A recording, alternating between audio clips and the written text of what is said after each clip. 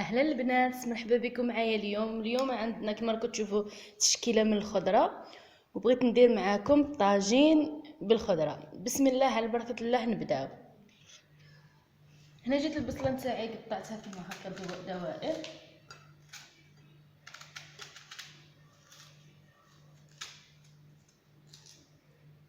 قبل هذه المرحله درت الزبده والزيت،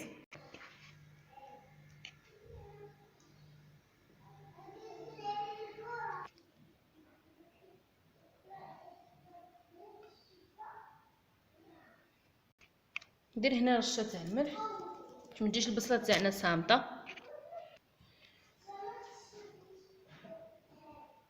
نبدا نستف البطاطا نتاعي.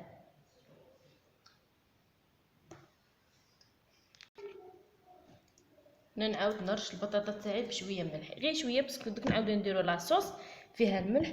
نعاود نجيب الكورجيت نتاعي ونبدا نستف فيها حتى هي فوق البطاطا. هنا حتى هي الكورجيت تاعي حتى هي نرشها شويه في الملح. علاش درت الملح؟ باش البطاطا والكورجيت وهاد الصوالح ما يجونيش صامطين، تدخل فيهم الملح وتدخل فيهم ديك البنه. هنا نجو لاصوص اللي نديروها فوق الطاجين تاعنا.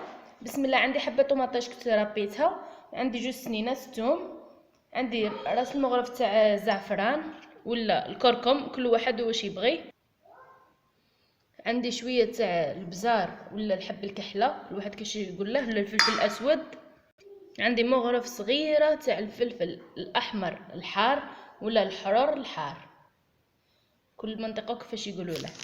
هاد لاخر ندير لها شويه زيت، شويه تاع الزيت، ما نكتروش، راني درت لتحت الزيت والماء يكون دافي. عفوا نسيت الملح، نص مغرف صغيره ملح، راني درت الملح ديجا.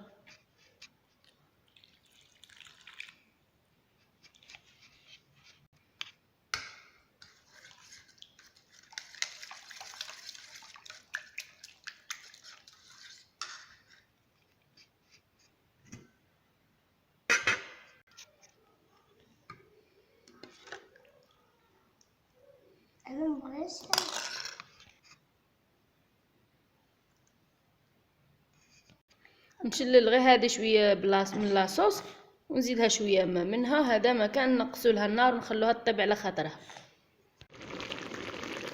هنا كي قربت تطيب زدت لها حبه حراره، نخليها غير تعقد شويه ونطفي عليها. ها هو الطاجين تاعنا، شوفوا كيفاش يجي بزاف شباب ويجي عاقد ويجي بنين بطبيعه الحال. ما بقى لي غير نقول لكم بالسلامه عليكم. انا درت لكم هاد الوصفات بالخضر باش نكونوا كامل الخضر تاعنا نعرفوا كيفاش نوظفوهم ويعشقوهم تا وليداتنا. بقى لي غير نقول لكم بالسلامه عليكم الى وصفات جديده ان شاء الله.